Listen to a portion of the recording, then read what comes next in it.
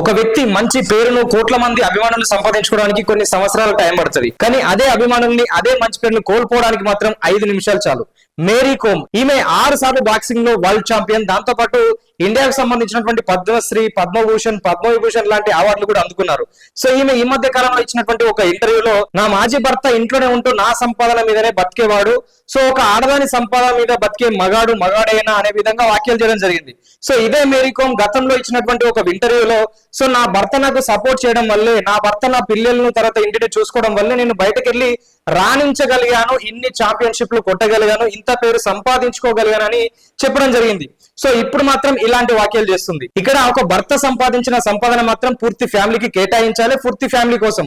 కానీ ఒక భార్య సంపాదించిన సంపాదన మాత్రం కేవలం ఆమె కోసమేనా? ఒక మగాడు బయటకు వెళ్ళి సక్సెస్ అయితే ఆ సక్సెస్ వెనుక ఆడది ఉందంటారు. ఆడది ఇంట్లో అన్ని చక్కబెడుతూ సో ఇతనికి కోఆపరేట్ చేస్తేనే, ఇతన్ని ప్రోత్సహిస్తేనే వీళ్ళు సక్సెస్ అయితే అని చెప్తారు.